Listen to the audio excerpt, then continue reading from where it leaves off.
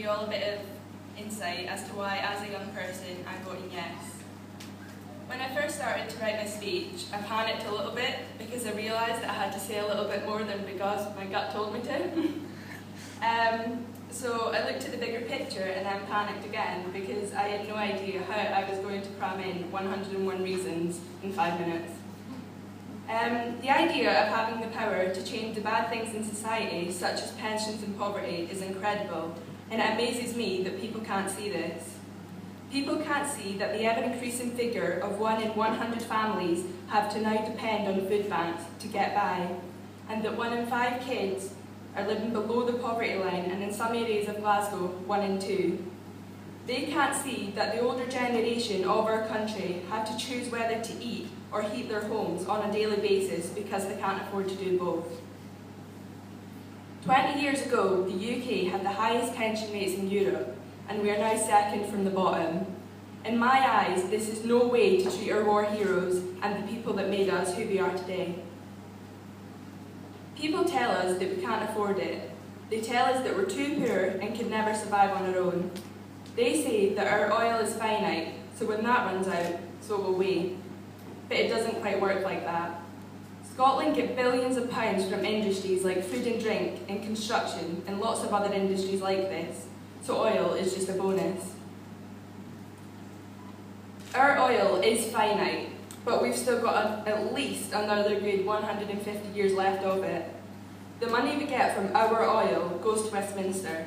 They keep 90% of it, and like little children getting pocket money, we only get 10% of what is rightfully ours. Where is the equality in that? In talking about equality, people think that we are as equal as Wales, Ireland and England. If we were really that equal, then why are we paying 20% more taxes than the rest of the UK? Their definition of equality is about as spot on as their definition of democracy.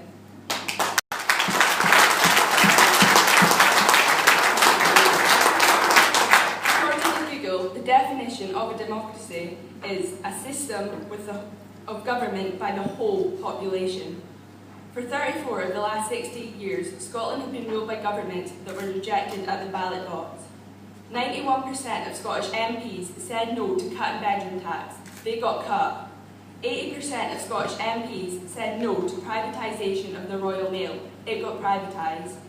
81% of Scottish MPs said no to public sector pension changes, but they still got changed. We're more like a dictatorship, and Westminster are the dictators.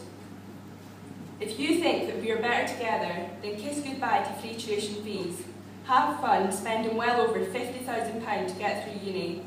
If we don't become independent, then we will have to pay for tuition fees, and more people won't go to university or college because they can't afford to. This will then increase unemployment as people will not have the qualifications for the jobs. I am fed up of seeing our country suffer and struggle to get by because David Cameron has to spend £200 million on some new chairs for the office. It's time we got our government, we got the treatment that we deserve. On the 18th of September, we have been given a golden opportunity to make history. I, as a young voter, will be voting yes for free education, free prescriptions and eye checkups, to provide the care our country deserves for both young and old, and last but not least, but for my opinion to be valid and heard. Thank you.